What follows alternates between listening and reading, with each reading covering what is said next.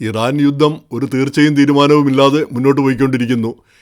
ഒരു കരാറുണ്ടാകും എന്നുള്ളൊരു ധാരണയാണ് ഓരോ ദിവസവും നമുക്കുണ്ടാവുന്നത്. പക്ഷേ കരാറൊട്ടും ഉണ്ടാവുന്നുമില്ല. ഇന്നിപ്പോൾ ലേറ്റസ്റ്റ് ന്യൂസ് വന്നിരിക്കുന്നത് ഈ ഇറാൻ്റെ രണ്ട് തുറമുഖങ്ങൾ അമേരിക്ക ആക്രമിച്ചു. അമേരിക്കയുടെ കപ്പൽ ഇറാൻ ആക്രമിച്ചു.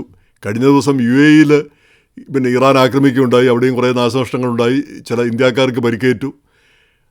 അതുപോലെ തന്നെ ഈ ഇറാൻ്റെ ആക്രമണത്തിൽ ഈ അമേരിക്കൻ താവളങ്ങൾ, ഈ മിഡിൽ ഈസ്റ്റിലുള്ള താവളങ്ങൾക്കൊക്കെ വലിയ നാശനഷ്ടങ്ങളുണ്ടായി എന്ന് നേരത്തെ ഉണ്ടായ ആക്രമണമാണ്. വാഷിംഗ്ടൺ പോസ്റ്റ് ഇന്നലെ റിപ്പോർട്ട് ചെയ്യുകയും ചെയ്തു. അപ്പോൾ അങ്ങനെ അവിടെ എന്താണ് നടക്കുന്നത് നമുക്ക് വ്യക്തമല്ല.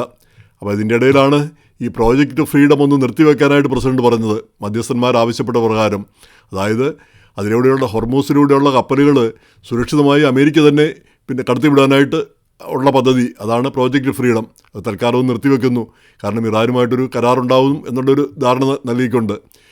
എന്നാൽ ഇന്നിപ്പം ലേറ്റസ്റ്റ് റിപ്പോർട്ടുകളിൽ പറയുന്നത് പ്രോജക്റ്റ് ഫ്രീഡം വീണ്ടും തുടങ്ങും. അത് എപ്പോഴും തുടങ്ങും, എന്നാണ് തുടങ്ങുന്നത് എന്നറിഞ്ഞുകൂടാ. എന്ന് പറഞ്ഞാൽ ആ കരാറ് അങ്ങോട്ട് മുന്നോട്ട് പോകുന്നില്ല, ഇവിടം വരെ എത്തുമെന്ന്. അതേസമയം തന്നെ ഏകദേശം കരാറായി എന്നുള്ള രീതിയിൽ മറ്റു റിപ്പോർട്ടുകളുമുണ്ട്. അതായത് ഒരു 30 ദിവസത്തേക്ക് തൽക്കാലം കരാറുണ്ടാകും. ഹോർമൂസിലൂടെ കപ്പലുകൾ പോകാൻ അനുവദിക്കും.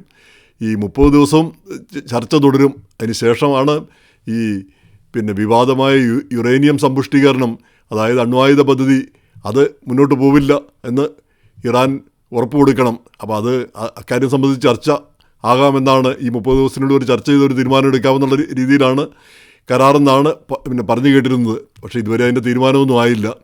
ഇതിൻ്റെ ഇടയ്ക്കാണ് ഈ മാർപ്പാപ്പായ്ക്കെതിരെയുള്ള ചില പരാമർശങ്ങൾ, പ്രസിഡന്റ് ട്രംപിൻ്റെ ചില പരാമർശങ്ങൾ. മാർപ്പാപ്പ അവിടെ ഈ ഇറാൻകാർക്ക് ഈ അണ്വായുധമുണ്ടാവുന്നതിന് എതിർപ്പില്ല, മാർപ്പാപ്പായ്ക്ക് എതിർപ്പില്ല, അല്ലെങ്കിൽ അതിനോട് താല്പര്യമാണ് എന്നുള്ള രീതിയിലാണ് പ്രസിഡന്റ് പറഞ്ഞത്. അത് നടക്കാൻ പോകുന്നില്ല, മാർപ്പാപ്പ അങ്ങനെ ആഗ്രഹിച്ചാലും. അപ്പോൾ മാർപ്പാപ്പായും വത്തിക്കാനും പറയുന്ന അങ്ങനെ ഒരു കാര്യമേ ചിന്തിച്ചിട്ടില്ല. കാരണം എപ്പോഴും പറഞ്ഞിരിക്കുന്ന അണ്വായുധങ്ങൾ പാടില്ല, ആർക്കും പാടില്ല. അതുപോലെ തന്നെ ഈ പ്രശ്നങ്ങളൊക്കെ ചർച്ചകളിലൂടെ തന്നെ പരിഹരിക്കണം, ഇതാണ് സമാധാനത്തിൻ്റെ കാര്യമാണ് എന്നും പറയുന്നത്.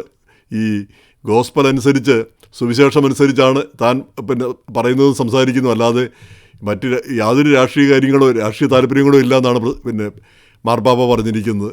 അപ്പോൾ എന്തായാലും മാർപ്പാപ്പയൊന്ന് തണുപ്പിക്കാൻ വേണ്ടി ഇന്ന് ഈ സ്റ്റേറ്റ് സെക്രട്ടറി മാർക്കോ റൂബിയോ അദ്ദേഹത്തെ പോയി കാണുകയുണ്ടായി. വത്തിക്കാൻ കാര്യങ്ങളും നിലപാടുകളെല്ലാം വിശദീകരിച്ചു. വത്തിക്കാൻ്റെ നിലപാട് എപ്പോഴും ഒന്ന് തന്നെ, സമാധാനം വേണം, അണ്വായുധം പാടില്ല, ഇതൊക്കെ തന്നെയാണല്ലോ എപ്പോഴും പറയുന്നത്. അതല്ലാതെ നിങ്ങൾ അണ്വായുധം ഉണ്ടാക്കിക്കോ എന്നേതെങ്കിലും മാർപ്പാപ്പ പറയുമെന്ന് നമുക്ക് വിചാരിക്കാനാവില്ല. അപ്പോൾ അത് പ്രസിഡന്റ് അത് ഇങ്ങനെ പറയുന്നത് എന്തുകൊണ്ടാണെന്ന് വ്യക്തവുമല്ല. എന്തായാലും അത് ഇറ്റലിക്കാരെയൊക്കെ അങ്ങ് ദേഷ്യപ്പെടുത്തി.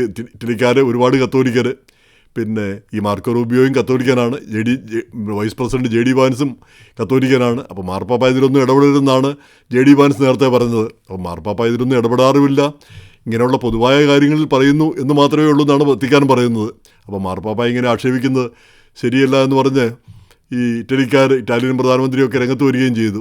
എന്തായാലും മാർക്കോ റൂബിയോയുടെ സന്ദർശനത്തിന് ശേഷം കുറച്ചൊരു മാറ്റം വരുമെന്ന് നമുക്ക് പ്രതീക്ഷിക്കാം.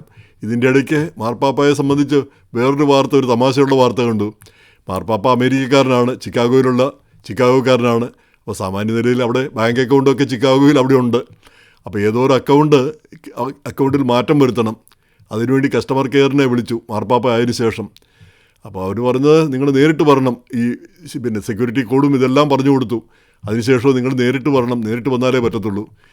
അപ്പോൾ മാർപ്പാപ്പ പറഞ്ഞു, ഞാൻ മാർപ്പാപ്പയാണ്, അത് അങ്ങനെ പറഞ്ഞാൽ, അങ്ങനെയാണെങ്കിൽ വല്ല വ്യത്യാസവും വരുമെന്ന്. അതിൻ്റെ റെസ്പോൺസാണ് എനിക്ക് ഏറെ ഇഷ്ടപ്പെട്ടത്. ഉടനെ അവർ ഫോൺ കയ്യിൽ ഫോൺ താഴെ വെച്ചു.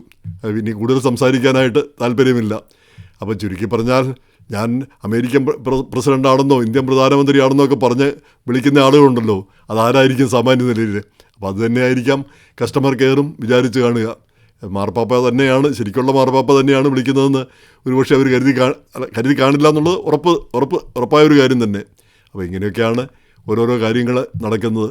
എന്തായാലും ഇറാൻ യുദ്ധം ഇങ്ങനെ നീണ്ടുപോകുന്നു. ഇപ്പോൾ ഇതാ നമ്മുടെ എണ്ണയുടെ വില ഇങ്ങനെ കുതിച്ചു കയറിക്കൊണ്ടിരിക്കുന്നു. നമുക്കാർക്കും അഫോർഡ് ചെയ്യാൻ പറ്റാത്ത രീതിയിലേക്ക് വന്നിരിക്കുന്നത്. ലോകവ്യാപകമായിട്ട് ഇതുണ്ടായിരിക്കുന്നു.